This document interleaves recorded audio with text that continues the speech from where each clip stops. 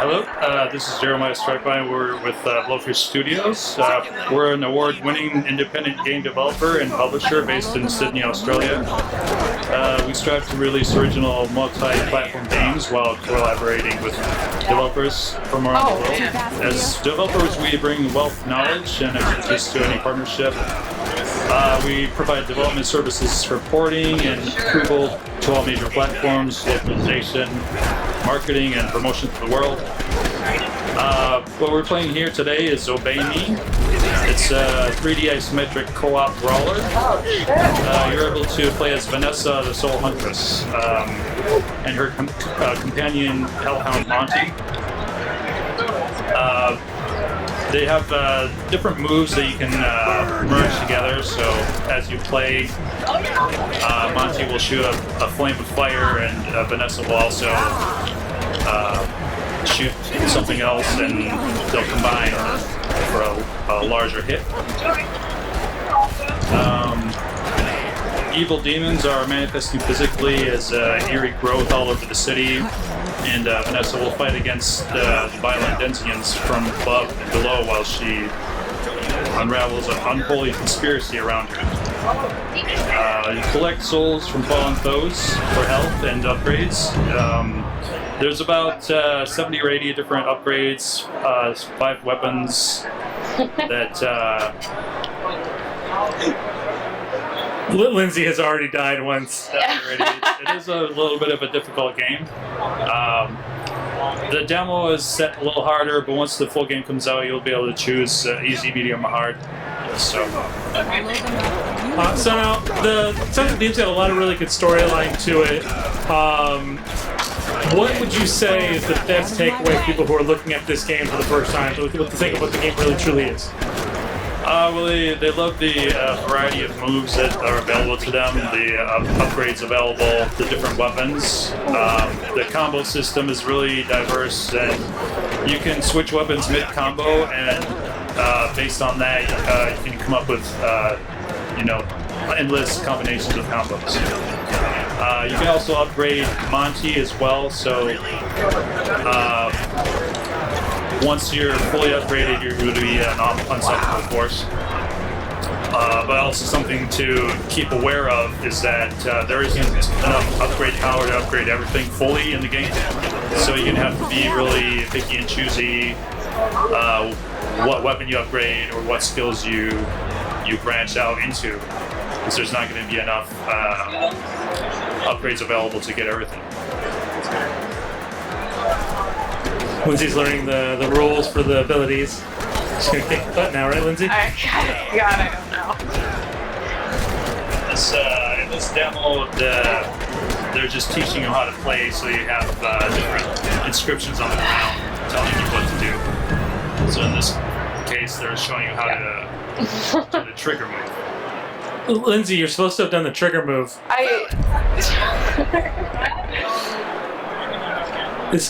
So what's with the dog eating out of the trash can for the loading screen? That's part of the dog's personality. It's really vulgar and kind of dirty. It's kind of funny. That's its personality. At the end, you'll see him eating the boss character when you kill him. He'll drink his blood or whatever's inside him. He jumps inside him and drinks. So now the player, as we've seen a couple times, they can die in this, but do you have to worry about the health of the dog, or is it pretty much always going to be safe? The dog he's always going to be alive. Of course, when you play as co-op, the dog is going to have his own health, but when you're just playing as one character, then the dog is always going to live. That's good, I think, in the single-player version, because a lot of people, they get a little bit upset whenever they see their beloved animals perish in video games. But so you can play as the dog, and if you lose health while playing second player, you basically don't. When one player dies, does it basically stop the gameplay as a total failure, or does it get to keep growing?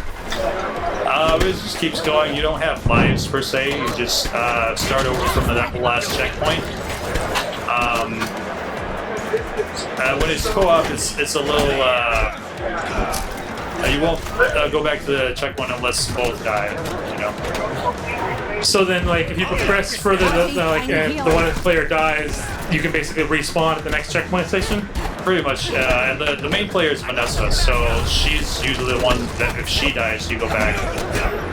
But if the dog dies, you don't necessarily go back right away. Gotcha. So the second player is kind of like the little brother in the situation still? The helper, yeah.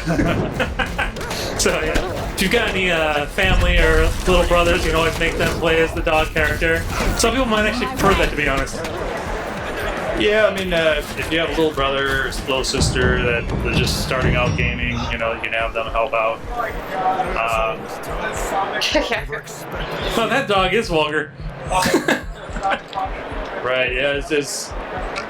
They're trying to make it funny at the same time. It's not meant for the younger audience. It's more of a PG-13, you know. So now this is the first time this game is being announced at this convention at LA Comic-Con?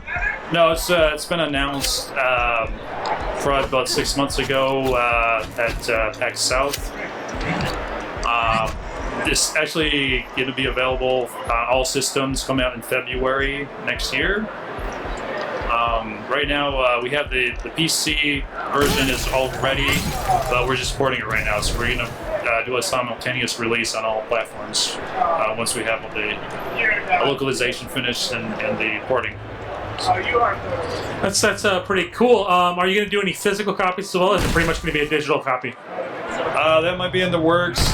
We do wait to see what the results are as far as sales for the digital versions, and usually if it does pretty well, we'll do a physical copy. Lindsay, fire usually means get away from them. There's lots of traps, little areas that can jump out at you. There's later on there's growths that if you bump into them, it bounces you back. There's plant life that will shoot out a sticky tongue, kind of like a chameleon, and pull you towards it. But lots of little surprises here and there, so you got to keep your eyes open. Have they already announced a price point for this game, or is it not yet decided? Not fully decided yet. We're playing around with the idea of that, so we'll come up with an actual price once we release it. Lindsay, you're such a fire starter. I like the big weapon.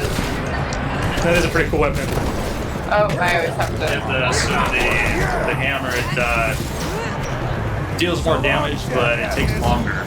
Yeah. So there's a trade-off. So those orbs that she's collecting on the floor there, the benefit of those are what exactly? Well, you got health, and then you have upgrade as well. And some of them, the blue ones, are spirit energy. So these are for upgrades. The red ones are health, and then the blue ones upgrade your spirit. When you have a full spirit bar, you can actually do a move that merges Monty and Vanessa together, and for a period of time, you're actually a little more powerful. You can actually deal a lot more damage and take less damage. So that raises a big question. If you're playing a two-player game where you have like your little brother playing as Monty and you merge, who controls it, or do they both be able to do things? It'll be Vanessa only at that point. So Monty is the secondary character. That's why, you know, when Vanessa dies, that's when you go back to checkpoints, and when you merge, you're only Vanessa for that point. Those are just like the burning trash cans, Lindsay. You gotta get away from once you hit up to this. It's a slow weapon. That you don't want to get hit with. See, use them to your advantage. Hit him and then run away, and they'll kill the zombie guys running around him. You're a slow weapon. I mean, when I use this weapon, which I like the most, I can't immediately get away. Fair enough, Lindsay. Play better. Yeah.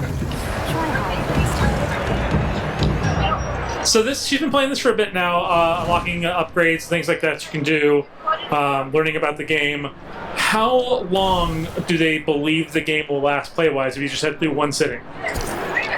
When I played it, it was about 16 hours. That's at my skill level, so any other person maybe a little shorter, maybe a little longer.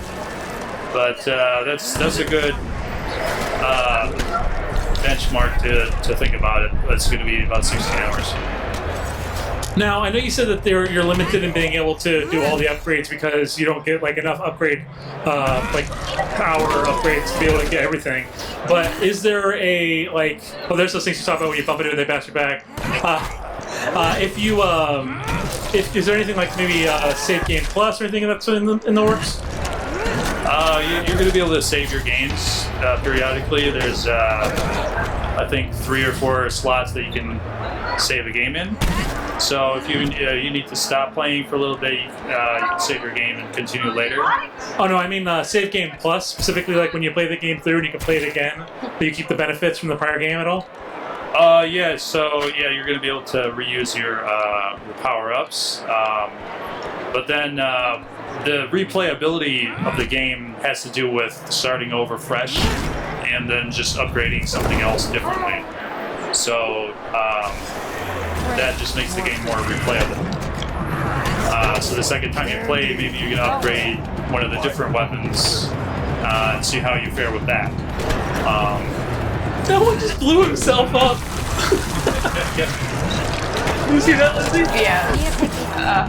Maybe I do need to switch my weapon when I face these guys. There's some characters that are kind of comical, so they're jumping around and kind of look like they're smiling.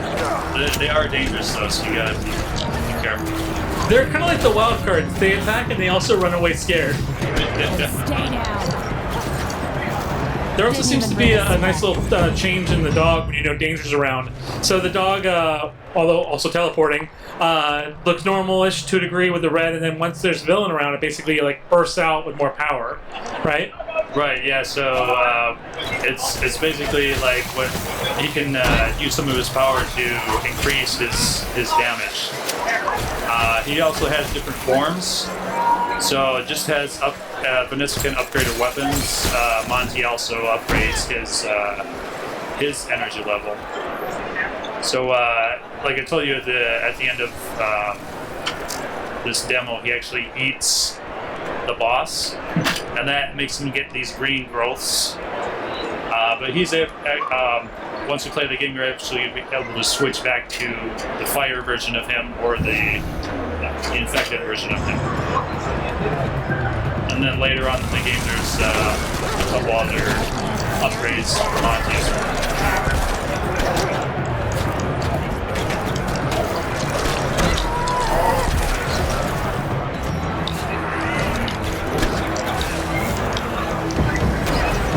I hope that slow down with that attack. That's pretty cool.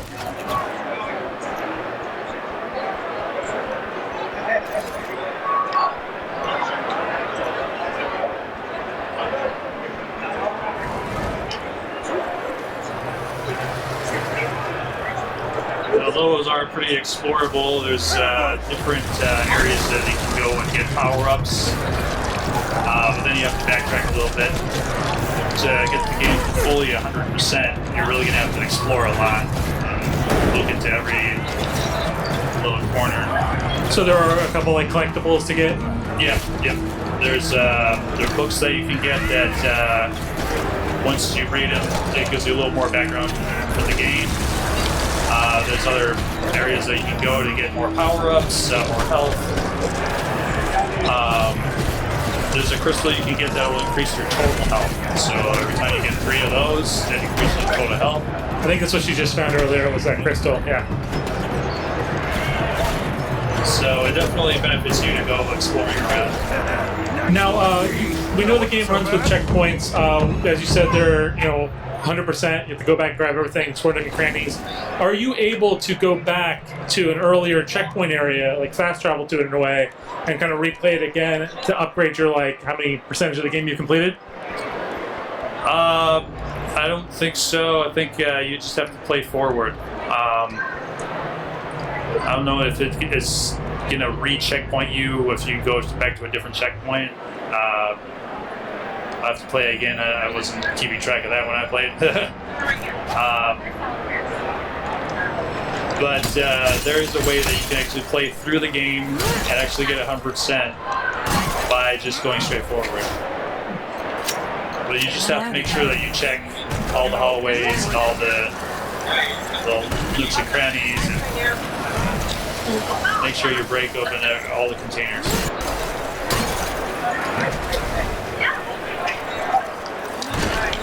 The one that's glowing right there, is that able to be broken? I know she was hitting it quite a bit, nothing was changing. She used to use the trigger move on that. Did you hear that, Lindsay? Trigger move.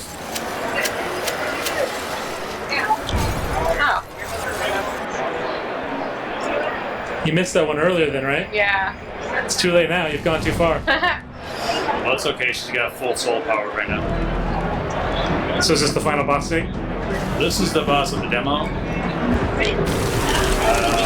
Oh, shit. I'm getting real Little Shop of Horrors vibes from that guy. Yeah, it's, Oh my god. it reminds me of, you ever play Contra on the NES? The last boss is kind of like a heart that's stuck in the wall, so that's what it always reminds me of. So now, these things she's fighting, are they more zombie-esque, more infected-esque? What would you say they more closely resemble? I mean, they're actually just demons that come from the above and below. So they do look like they're infected because they are bipedal. But I would say a better word would be, because it has to do with evil. And so it's not like a sickness or anything, it's actually evil just taking over. That's why all this growth is evil manifesting itself in the city.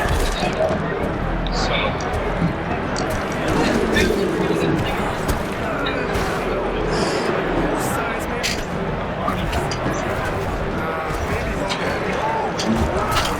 There you see, he's breaking out of the wall.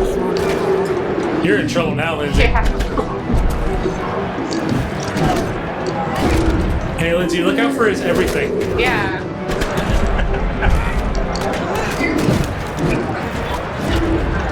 Maybe I should have speak faster.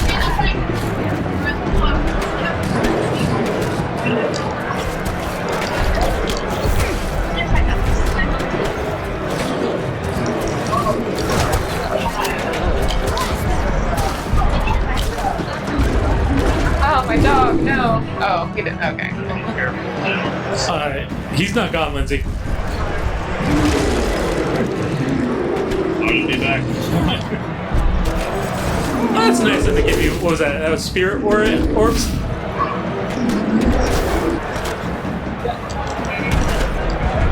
And those the blue ones are the spirit orbs, yeah. You were under half health, Lindsay, FYI. Yeah. On this, as she used her merge power, she gets Y, she can merge. Merge! Yeah, no, so now she merged with Monty, and she's invincible for a period of time. And she deals more damage. Is she also regaining health? Because I see that the health bar looks like it's going up. Yeah.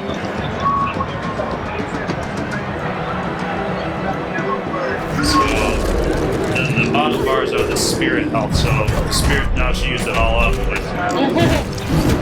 Well, could you drop out of it to save some of that aura, or is it the minute you started your gun? So you just hit Y again, and then you drop out of it so you can save some of the spirit power. Don't worry, he'll just give you some more.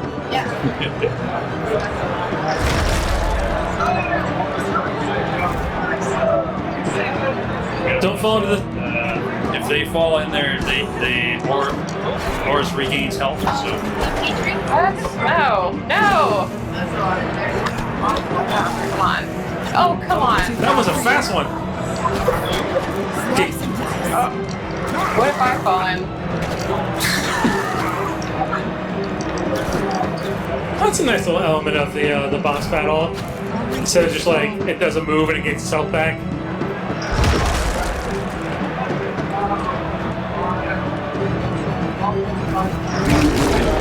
I mean, the idea is if you were able to stop those little minions falling into the hole, then you wouldn't, but it's almost really hard to do that. So they kind of expect you to kind of let a couple of them fall in on accident. Right.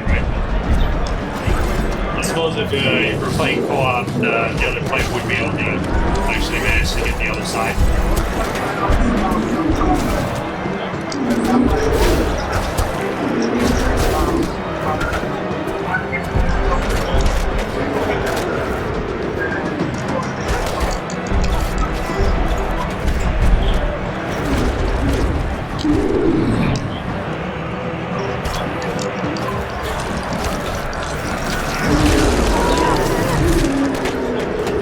I don't know if I'm gonna survive this one.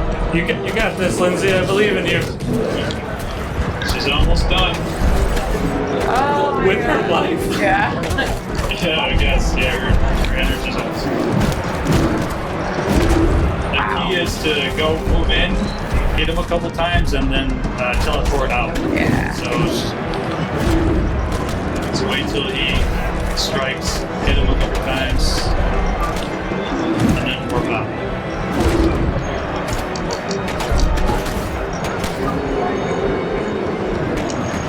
Slice and dice.